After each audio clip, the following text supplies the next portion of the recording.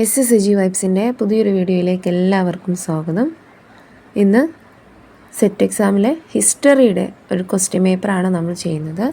ഒരു പ്രീവിയസ് ക്വസ്റ്റ്യനാണ്, ലേറ്റസ്റ്റായി വന്നിട്ടുള്ളൊരു എക്സാമിൻ്റെ ക്വസ്റ്റ്യൻ പേപ്പറാണ്. അപ്പോൾ ഈ ഒരു വീഡിയോ നിങ്ങൾക്ക് യൂസ്ഫുൾ ആയിട്ടുണ്ടെങ്കിൽ തീർച്ചയായിട്ടും ലൈക്ക് ചെയ്യാനോ ഷെയർ ചെയ്യാനോ മറക്കരുത്. നിങ്ങളുടെ കമൻറ്റുകൾ അറിയിക്കുക. ഇതിന് മുന്നേ ഒരുപാട് വീഡിയോസ് നമ്മൾ ചെയ്തിട്ടുണ്ട്. സെറ്റ് ഹിസ്റ്ററിയുടെയും ജനറൽ പേപ്പറിൻ്റെതും ചെയ്തിട്ടുണ്ട്. അപ്പോൾ ആവശ്യമുള്ളവർ ചാനലിൻ്റെ പ്ലേലിസ്റ്റിൽ കയറിയിട്ട് ആ വീഡിയോസൊക്കെ ഒന്ന് കണ്ടു നോക്കുക. ആദ്യ ചോദ്യം, which among the following was the most important commodity exported from India in the 17th century? 17ാം നൂറ്റാണ്ടിൽ ഇന്ത്യയിൽ നിന്നും കയറ്റുമതി ചെയ്തിട്ടുള്ള പ്രധാനപ്പെട്ട കമ്മോഡിറ്റി ഏതാണ് എന്നാണ് ചോദിച്ചിട്ടുള്ളത്. 17ാം നൂറ്റാണ്ടിൽ spices, cotton textiles, indigo and option D salt. Correct option വരുന്നത് ഏതാണ്?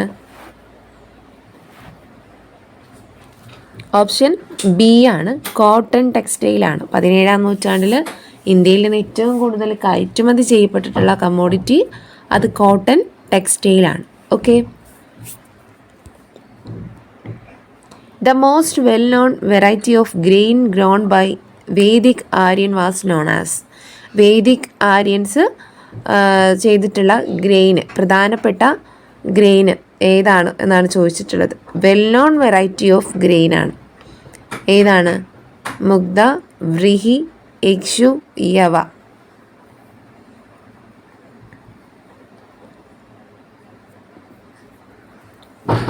കറക്റ്റ് ഓപ്ഷൻ ഡി ആണ്, യവ എന്നുള്ളതാണ്. ഓപ്ഷൻ ഡി, യവ എന്നുള്ള വേദിക് ആര്യൻസ് കൾട്ടിവേറ്റ് ചെയ്തിട്ടുള്ള the most well known variety of grain ആണ് ഏത്? യവ എന്ന് പറയുന്നത്.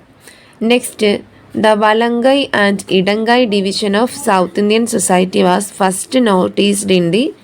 വലങ്കൈ ഇടങ്കൈ ഡിവിഷൻ നമ്മൾ കേട്ടിട്ടുണ്ടാവും. വലങ്കൈ ഇടങ്കൈ ഡിവിഷൻ നമ്മൾ സൗത്ത് ഇന്ത്യൻ ഹിസ്റ്ററിയുമായിട്ട് ബന്ധപ്പെട്ട് വരുന്നൊരു ടേമാണ്.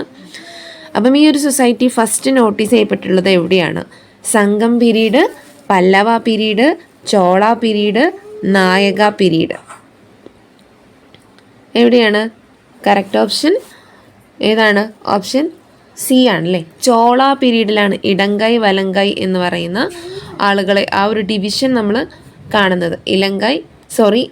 വലങ്കൈ ആൻഡ് ഇടങ്കൈ ഡിവിഷന് കാണുന്നത് Chola പീരീഡിലായിരുന്നു. The concept which was the base of colonial understanding on India's past. Segmentary stage, theocratic stage, oriental despotism, feudalism.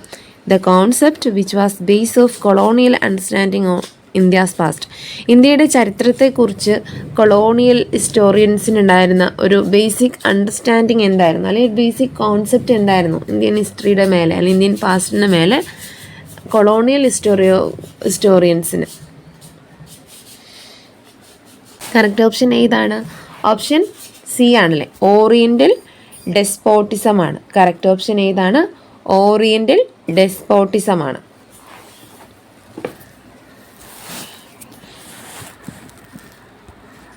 Next, അൻ incomplete novel of O Chandu Menon.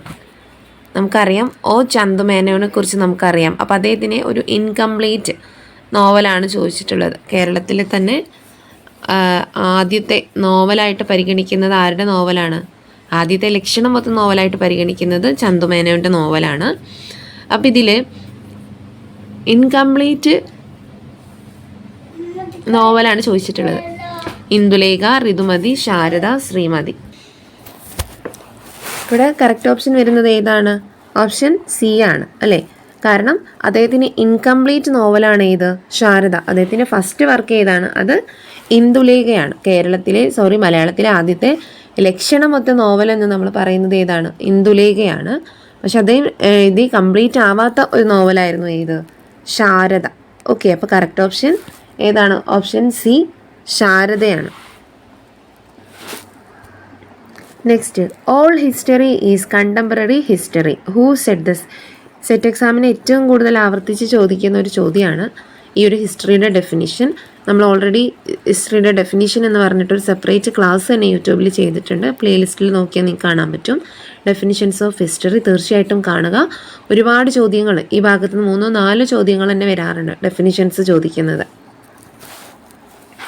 All history is contemporary history. എല്ലാ ചരിത്രവും എന്താണ്? സമകാലിക ചരിത്രമാണ്, അല്ലെങ്കിൽ കണ്ടംപററി ഹിസ്റ്ററിയാണ് എന്ന് അഭിപ്രായപ്പെട്ടത് ആരാണ്? Lord Acton, R.G. Collingwood, J.B. Bury, Benedict Croce. Correct option ഏതാണ്?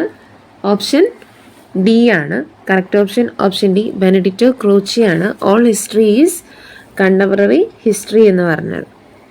അപ്പോൾ ഇവിടെ നിങ്ങൾ മനസ്സിലാക്കേണ്ടത് ഈ ഹിസ്റ്റോറിയൻസ് ഇവരുടെ ഹിസ്റ്റോറിക്കൽ ഡെഫിനിഷൻസ് മാത്രമല്ല, ഇവരുടെ ഈ പ്രധാനപ്പെട്ട ഹിസ്റ്റോറിയൻസിൻ്റെ പ്രധാനപ്പെട്ട വർക്കുകൾ 1-2 വർക്കുകൾ കൂടെ നിങ്ങൾ നോട്ട് ചെയ്ത് പോകുന്നത് നന്നായിരിക്കും. അതും എക്സാമിന് ചോദിക്കാറുണ്ട്.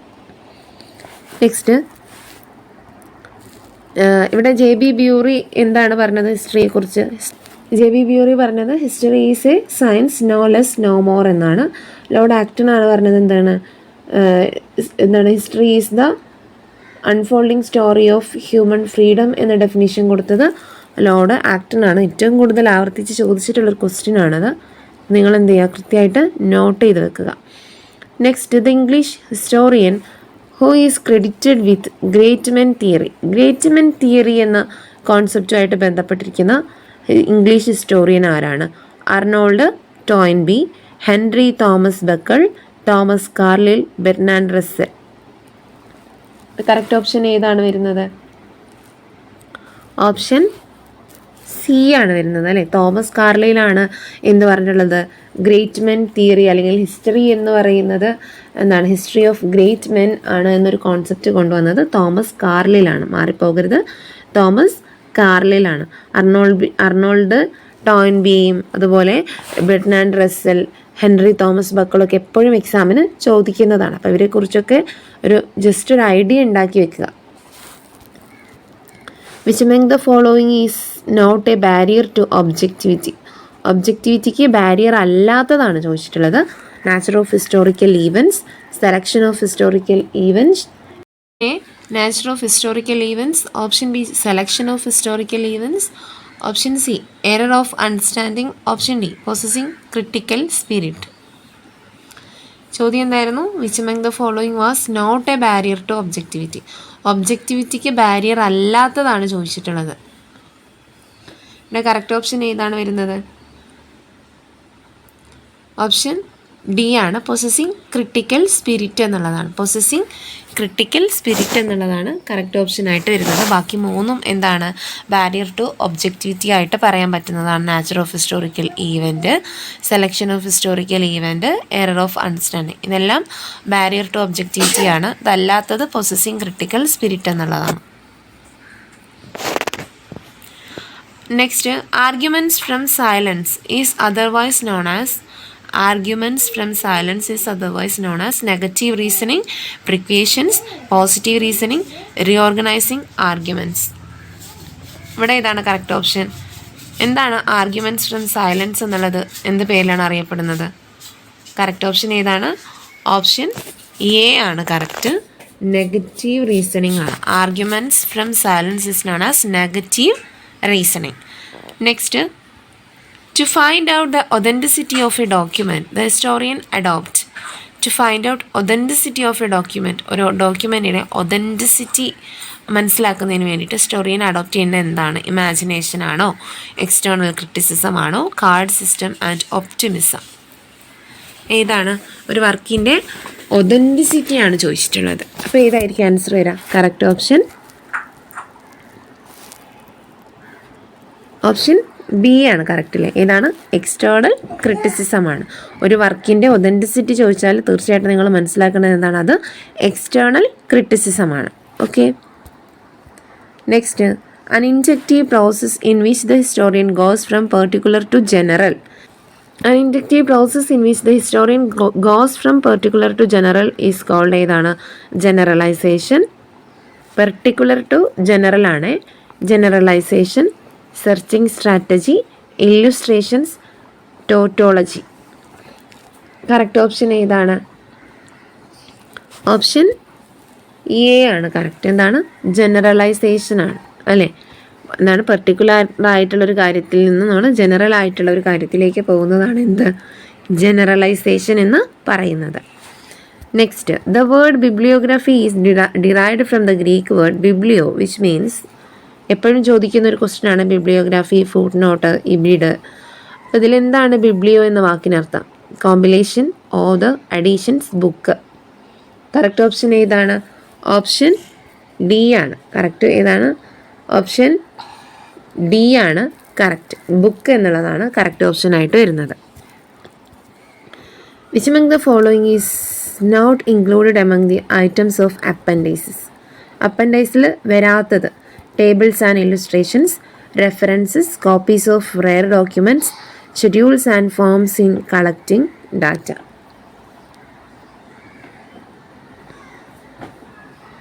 ഇതിൻ്റെ കറക്റ്റ് ഓപ്ഷൻ ഏതാണ് വരുന്നത്? അപ്പൻഡൈസിൽ വരാത്ത ഐറ്റമാണ് ചോദിച്ചിട്ടുള്ളത്. അപ്പോൾ തീർച്ചയായിട്ടും ഏതായിരിക്കും?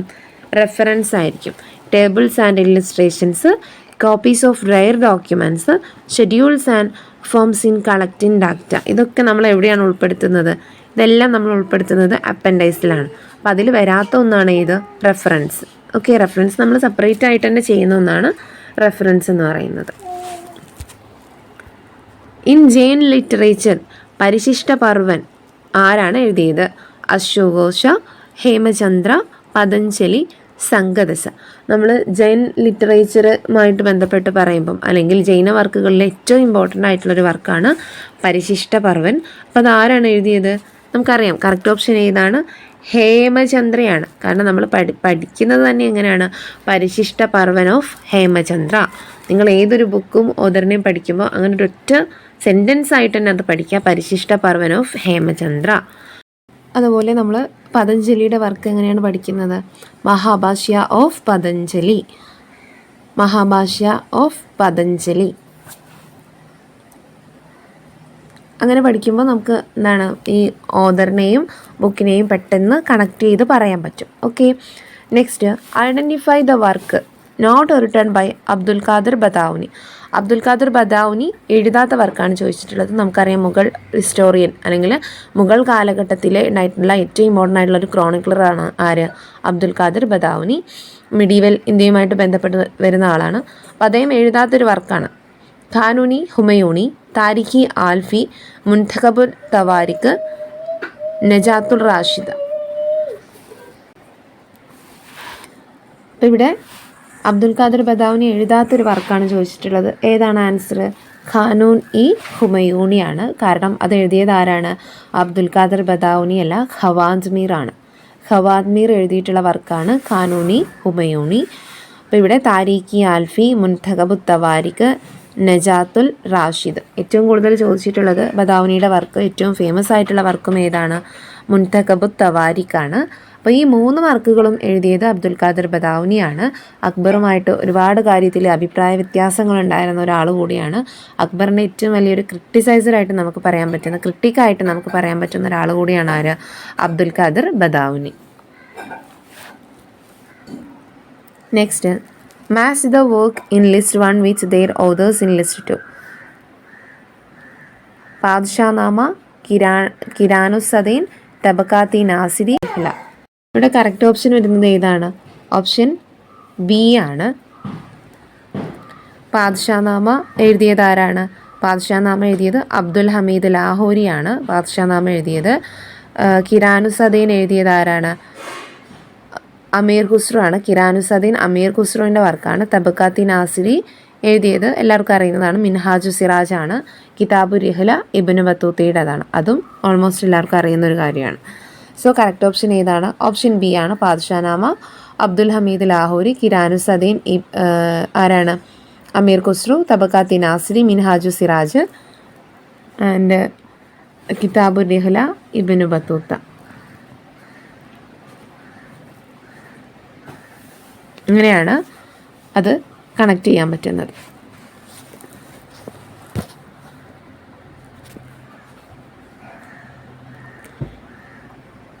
Imperial Gazetteer of India was the effort of Morland, W.W. Hunter, V.A. Smith, Lord Macaulay. Imperial gazetteer of India was the effort of, ആരുടെ എഫേർട്ടാണ്? കറക്റ്റ് ഓപ്ഷൻ ബി ആണ്, W ഹണ്ടർ ആണ്. ഓപ്ഷൻ ബി W ഹണ്ടർ ആണ് correct option. Next, nationalist historian who was appointed as Vice President of International Commission set by UNESCO to edit history of mankind. Nationalist historian ആണ്, ഇന്ത്യയിലുള്ളൊരു nationalist historian ആണ്. അദ്ദേഹത്തിനെ UNESCO appoint ചെയ്യുന്നുണ്ട്. എന്തിന്? To edit history of മാൻകൈൻഡിൻ്റെ history edit ചെയ്യുന്നതിന് വേണ്ടിയിട്ട് അവരുടെ ഒരു കമ്മീഷൻ്റെ വൈസ് പ്രസിഡൻ്റ് ആയിട്ട് ഇന്ത്യയിലൊരു ഹിസ്റ്റോറിയനെ യുനെസ്കോ അപ്പോയിൻറ്റ് ചെയ്തിട്ടുണ്ട്. അതാരാണ്? KP Jaiswal, രാജേന്ദ്രലാൽ Mitra, RG ബന്ദാർക്കർ, RC Majumdar. ഇവിടെ കറക്റ്റ് ഓപ്ഷൻ വരുന്നത് ഏതാണ്? കറക്റ്റ് ഓപ്ഷൻ RC മജുംദാർ ആണ്. കറക്റ്റ് ഓപ്ഷൻ RC മജുംദാർ ആണ് കറക്റ്റ്.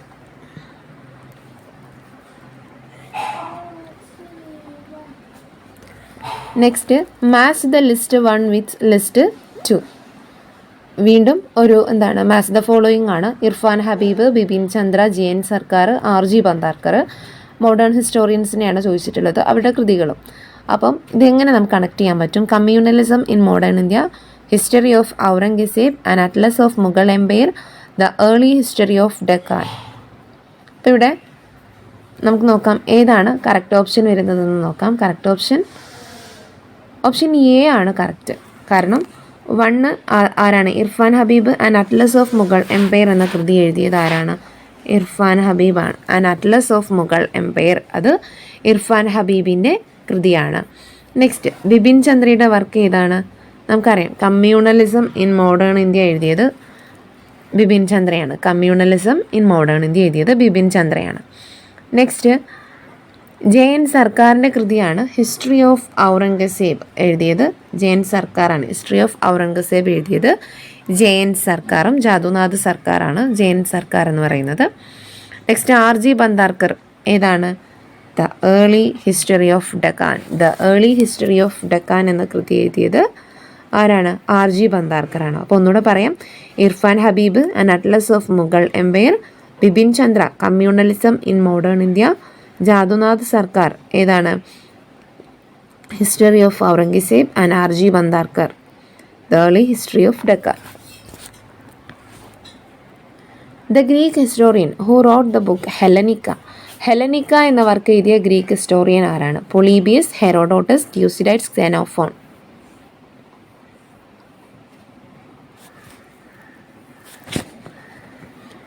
കറക്റ്റ് ഓപ്ഷൻ ഏതാണ് വരുന്നത്? ക്സെനോഫോണിൻ്റെ വർക്കാണ് ഇത് ഹെലനിക്ക അല്ലേ? ഗ്രീക്ക് ഹിസ്റ്റോറിയൻ ആയിട്ടുള്ള ക്സെനോഫോണിൻ്റെ വർക്കാണ് ഹെലനിക്ക. ഇവിടെ പറഞ്ഞിട്ടുള്ള 4 ഹിസ്റ്റോറിയൻസും ആരാണ്? ഗ്രീക്ക് ഹിസ്റ്റോറിയൻസ് ആണ്. അങ്ങനെയും ചോദിക്കാറുണ്ട്, ഇവരേത് സ്കൂൾ ഓഫ് ഹിസ്റ്റോറിയോഗ്രാഫിയിൽ വരുന്ന ആളുകളാണ്? 4-5 പേര് തന്നിട്ട് ഇവരേത് സ്കൂൾ ഓഫ് ഹിസ്റ്റോറിയോഗ്രാഫി, ഗ്രീക്ക് ആണോ, റോമൻ ആണോ, കാർട്ടീസിയാനിസ് ആണോ, അല്ലെങ്കിൽ അങ്ങനെയൊക്കെ ചോദിക്കാറുണ്ട്. സോ അതുകൂടെ ഒന്ന് നോട്ട് ചെയ്യുക. പൊളീബിയസ്, ഹെറോഡോട്ടസ്, ട്യൂസിഡൈഡ്സ്, ക്സെനോഫോൺ ആരാണ്? ഗ്രീക്ക് ഹിസ്റ്റോറിയൻസ് ആണ്. ഫാദർ ഓഫ് ഹിസ്റ്ററി ഹെറോഡോട്ടസ് ആണ് അല്ലേ? ഹിസ്റ്ററിയുടെ ഫാദറായിട്ട് നമ്മൾ പരിഗണിക്കുന്നത് ഹെറോഡോട്ടസിനെയാണ്. എന്നാൽ ഫാദർ ഓഫ് സയൻറ്റിഫിക് ഹിസ്റ്ററി ആരാണ്? സയൻറ്റിഫിക് ഹിസ്റ്ററിയുടെ ഫാദർ അത് ട്യൂസിഡൈഡ്സ് ആണ്. അപ്പം അതുകൂടെ നോട്ട് ചെയ്ത് വെക്കുക. Which among the following statement is not a characteristics of Enlightenment historiography? Enlightenment historiographyയുടെ ക്യാരക്ടറിസ്റ്റിക്സ് അല്ലാത്തതാണ് ചോദിച്ചിട്ടുള്ളത്.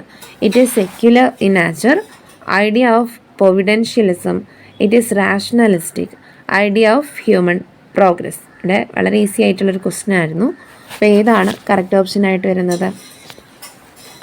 എൻലൈറ്റ്മെൻറ്റുമായിട്ട് ബന്ധമില്ലാത്തതാണ് അല്ലെ, അതുമായിട്ട് അതിൻ്റെ സവിശേഷത അല്ലാത്തതാണ് ചോദിച്ചിട്ടുള്ളത്. സ്വാഭാവികമായിട്ടും ഏതാണ്? ഐഡിയ ഓഫ് പ്രൊവിഡൻഷ്യലിസം ആണ്. കാരണം എൻലൈറ്റ്മെൻറ്റ് ഹിസ്റ്ററി എന്ന് പറയുന്നത് സെക്യുലർ ആണല്ലേ, ഒരു റിലീജിയൻ കേന്ദ്രീകരിച്ചുള്ളതല്ല, മറിച്ച് എങ്ങനെയാണ് ഒരു സെക്യുലർ ആയിരുന്നു, റാഷണലിസ്റ്റിക് ആണ്. അതുപോലെ ഹ്യൂമൻ പ്രോഗ്രസ് എന്ന ഐഡിയയ്ക്ക് വളരെയധികം പ്രാധാന്യം കൊടുത്തിട്ടുള്ള ഒന്നുകൂടിയാണ് enlightenment history. So correct option idea of providentialism ആണ്. The historian who wrote the book feudal society. Feudal society എന്ന പുസ്തകം എഴുതിയ അനൽ ഹിസ്റ്റോറിയൻ ആരാണ്? Fernand Braudel, Marc Bloch, Lucien Febvre, Jacques Revel. ആരാണ് ഫ്യൂഡൽ സൊസൈറ്റി എന്ന അനൽസ് ഹിസ്റ്റോറിയൻ? ഫ്യൂഡൽ സൊസൈറ്റി എന്ന book എഴുതിയ Annales historian. ഇവിടെ ആലോചിക്കാനൊന്നുമില്ല, ആവർത്തിച്ച് ചോദിച്ച ക്വസ്റ്റ്യൻ ആണ്. ഏതാണ്? മാർക്ക് ബ്ലോക്ക് ആണല്ലേ. ഫ്യൂഡൽ സൊസൈറ്റി എന്ന കൃതി മാർക്ക് ബ്ലോക്കിൻ്റേതാണ്. ഫെർണാൻഡ് ബ്രോദലിൻ്റെ കൃതി ഏതായിരുന്നു? Mediterranean and the Mediterranean world in the age of Philip second. Mediterranean and the Mediterranean world during the age of Philip second എന്ന കൃതി എഴുതിയത് ഫെർണാൻഡ് ബ്രോദലാണ്. ഓക്കെ. അതുപോലെ ലൂസിയൻ ഫെബറും ജാക്കസ് റെവലൊക്കെ ഇമ്പോർട്ടൻ്റ് ആണ്. അതിൽ ഏറ്റവും ഇമ്പോർട്ടൻ്റ് ആയിട്ടുള്ളത് ലൂസിയൻ ഫെബറാണ്. അദ്ദേഹത്തിൻ്റെ കൃതിയൂടെ നോക്കി വെക്കുക. Identify the work of Roland Barthes among the following. Roland Barthes എഴുതിയിട്ടുള്ള കൃതി ഏതാണ്? The order of things, the new historicism, elements of semiology, on the genealogy of males. ഇവിടെ കറക്റ്റ് ഓപ്ഷൻ വരുന്നത് ഏതാണ്? കറക്റ്റ് ഓപ്ഷൻ സി ആണ് correct. Elements of semiology എന്നുള്ള work എഴുതിയതാണ് ആര്? ഇവിടെ റൊണാൾഡ് ബാർത്തസ് എഴുതിയിട്ടുള്ള കൃതിയാണ് ചോദിച്ചിട്ടുള്ളത്. സോ എലമെൻറ്റ്സ് ഓഫ് സിമിയോളജി എന്നുള്ളതാണ് correct. Next, the theory of cultural hegemony is attributed to. Cultural hegemony, സാംസ്കാരിക ആധിപത്യം എന്നുള്ളൊരു കോൺസെപ്റ്റ്. കൾച്ചറൽ ഹെജിമണി ആരുടെ കോൺസെപ്റ്റാണ്? Jacques Derrida, Levi Strauss, Antonio Gramsci. ആരുടെ ഇതാണ് ഈ ഒരു cultural hegemony? Correct option D ആണല്ലേ. കൾച്ചറൽ ഹെജിമണി എന്ന കോൺസെപ്റ്റ് അന്റോണിയോ ഗ്രാംഷിയാണ്. നമ്മുടെ സബാൾട്ടേൺസുമായിട്ട് ബന്ധപ്പെട്ട് വരുന്ന അന്റോണിയോ ഗ്രാംസിയുടെ കോൺസെപ്റ്റാണ് കൾച്ചറൽ ഹെജിമണി. സബാൾട്ടേൺ എന്നുള്ള വേർഡ് ആദ്യമായിട്ട് ഇൻട്രൊഡ്യൂസ് ചെയ്തത് അന്റോണിയോ ഗ്രാംഷിയാണ്.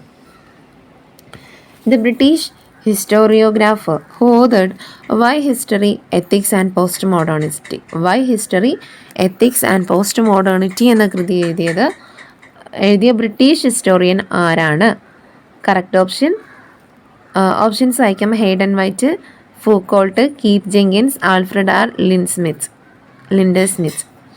കറക്റ്റ് ഓപ്ഷൻ ഏതാണ് വരുന്നത്? ഓപ്ഷൻ സി ആണ് കറക്റ്റ്. കീത്ത് ജെങ്കിൻസ് എഴുതിയ വർക്കാണ് why history, ethics and post modernity. Why history, ethics and post modernity. Next, remains of iron ploughshare have been discovered in Kerala from.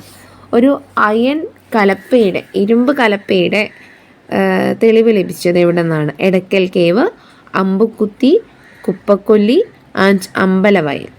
എവിടെ നിന്നായിരുന്നു? Correct option C ആണ്, കുപ്പക്കൊല്ലിയാണ് അല്ലേ. കുപ്പക്കൊല്ലിയാണ് ഒരു അയൺ പ്ലോഷെയർ കേരളത്തിൽ നിന്ന് അവൈലബിൾ ആയിട്ടുള്ള ഒരു സ്ഥലം എന്ന് പറയുന്നത് കുപ്പക്കൊല്ലിയാണ്. സോ ഇത്രയും ക്വസ്റ്റ്യൻസ് ആണ്, ഈ ഒരു 25 ക്വസ്റ്റ്യൻസ് ആണ് നമ്മൾ ഇന്നത്തെ ഈ ഒരു ക്ലാസ്സിൽ ഉൾപ്പെടുത്തിയിട്ടുള്ളത്.